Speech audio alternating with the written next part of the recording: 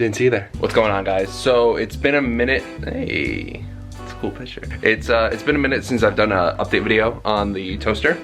So it's 7 degrees out, so if you see my breath I'm chilly, sorry. Time to update ya. I'm gonna give you guys a quick history of how I got the Forester. A long time ago, I had my Accord, as a lot of you guys know, and my parents were like, why don't you get something newer? And I was like, okay. So I started looking at Foresters.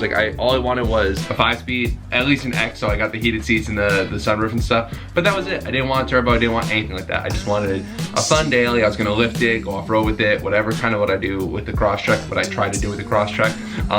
But then the price point, the budget started going up and up and up, because the more I looked at the Foresters, I'm like, wow, these things are pieces of shit. So then I was like, all right, well, I'll spend a little bit more and get something nicer.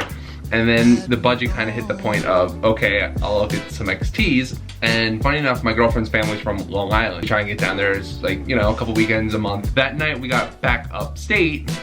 We live 2 hours away. I came across a listing for an 05 Forester XT. Now at this point, I messaged the guy, I think his name was Zach or something like that. It was actually the brother to the gentleman's son in this, Ethan.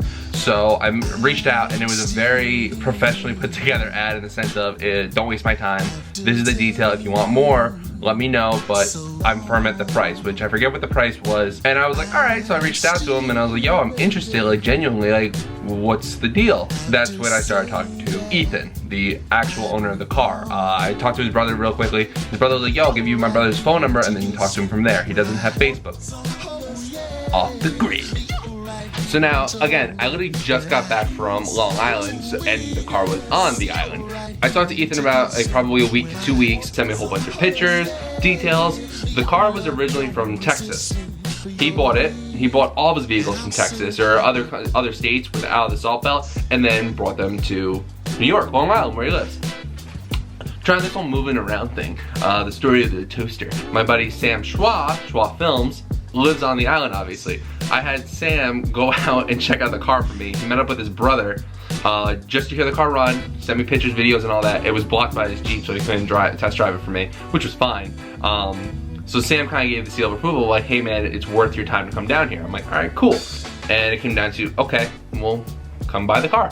So we hop in my parents' truck. It was me and my dad. Get in the car, took it for a quick test drive, instantaneously fell in love with it.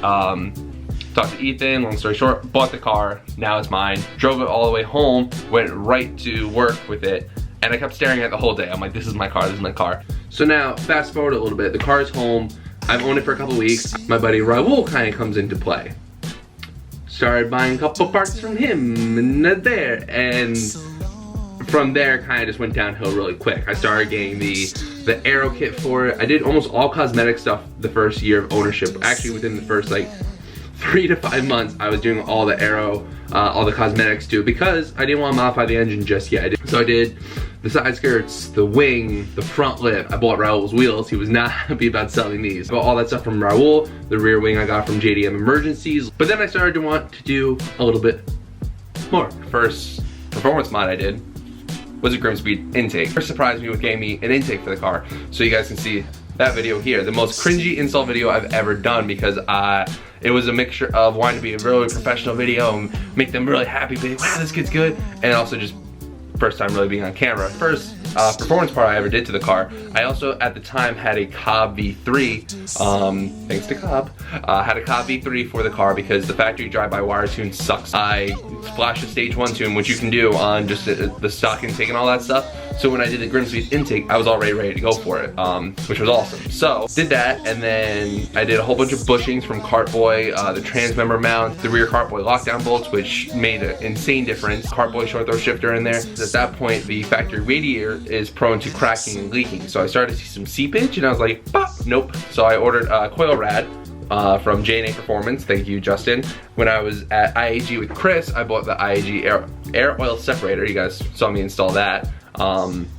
That's probably one of my favorite components I've done to the car, just because of how much space it takes up and how beautifully machined it is. Forward, I did the IAG oil pickup. I did the IAG competition motor mounts, which are fucking awesome.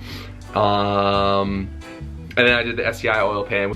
And then Adding to the list of cosmetics, I also did the STI hood scoop, the rear wing, the side skirts, the front spats. I have more cosmetic pieces to go on, rear spats, which you guys will see me fitting because those are off a 02 to 03 WRX, I think. All right, so enough of that conversation. Now you guys are briefly brought up to speed of the history of the Forester.